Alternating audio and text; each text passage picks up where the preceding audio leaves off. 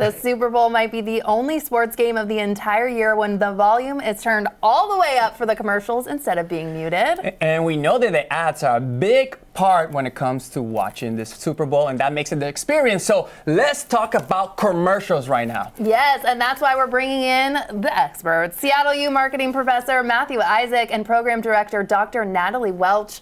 Thank you, everyone, for being here. Thanks for having us. So, Matt, I want to start with you. It's impossible to ignore all of the AI commercials. That was definitely a theme. Do you think they were effective, in your opinion? Yes, there was definitely a ton of AI. We had Anthropic, we had OpenAI, Google, Microsoft. I would say I really liked the Anthropic Claude ad where they really focused on the fact that they weren't going to be using ads in their AI, which was a nice point of difference from others. And it also got a big reaction earlier this week when they introduced the ad. Sam Altman from OpenAI made a big deal online about it. So they definitely got attention for that one. Natalie, I have a question for you. One of the commercials that you thought it was really good, it was the Star-Stud Pokemon commercial. Why did you like that one so much? I thought it was a really good use of celebrities, and not in the way that like is just like kind of like just throwing celebrities in for celebrity's sake, but they were talking about their favorite Pokemon characters and like their connections and talking about their personalities. And you had Lady Gaga, and like you had like almost like something for everybody with that one. But it really, you ended it with like, oh, you know, this is for Pokemon, like, and it was a celebration of that.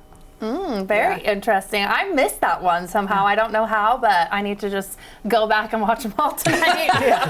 Natalie, I want to stick with you too. There was another star-studded commercial that definitely got my attention. It was one for Dunkin'. Yeah. What can you tell me about this one? What were your thoughts? Yeah, it was very like jarring because it was like a different vibe. It was very 90s sitcom vibe, and it was like all these different sitcom stars. Mathew LeBlanc from Friends. You had Jennifer Aniston at the end from Friends, and Tom Brady. With the best line to Tom Brady that made me laugh out loud. And, same, and I just thought that was really fun and like just really cool to bring all these different worlds, and it just plays into the nostalgia that we all love. Like you can't go wrong when you hit with the nostalgia. I know, because usually sometimes it's like commercials can be really funny and then it sticks with you, or it's something that's so heartfelt and that's really has lasting power. So I liked with that one specifically that it was quirky and funny. I love the hairstyle of everybody in that commercial. There's that. Style, yeah. Now this question is for you, Matt. So another one that I thought it was really cool is the polar bear from Pepsi.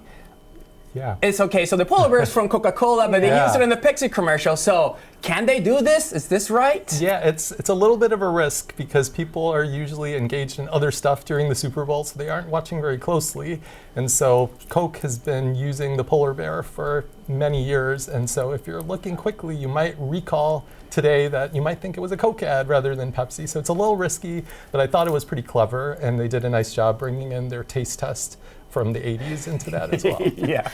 Would they ever get in trouble too for like it's on that line of like, can Coca-Cola sue? Like, is it anything like that, or are they good to go? Yeah, I'm sure they probably checked into what type of polar bear they could use where they wouldn't get in trouble for it. But, yeah. Absolutely. And Natalie, what did you find unusual too about the Salesforce commercial? Yeah, well, we were actually just talking backstage about how they use Mr. Beast, this kind of online creator that is known for kind of his games and his following and engagement, and that was really something interesting. And instead of just doing something, you know, kind of hiring another agency to do their work for them, they decided to put their money with the creator and lean on that to see what kind of buzz they could get. And it ended up, and it was a contest that actually crashed their website. It did? Yeah. Oh, wow. Yeah. So I guess it was effective then. Yeah. There you go. Yeah. We're going to my favorite commercial too. I'm so excited we had enough time. Which one's your favorite?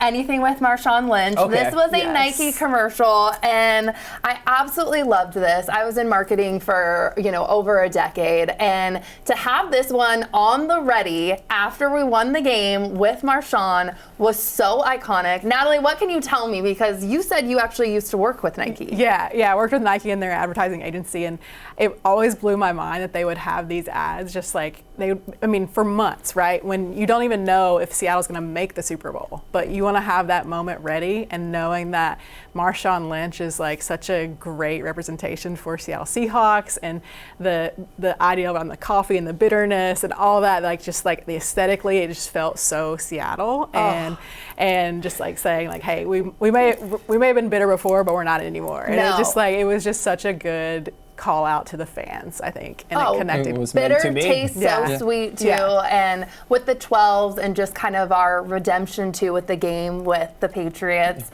that had everything for me. It was lasting. I'm still smiling about it. I can't believe it. What did you think too? Yeah, absolutely. I think it's anytime you can bring back something from years ago and then tie it in and connect it today, I think that makes all the difference. Now, I know you guys have an event later today. Can you talk to me about it?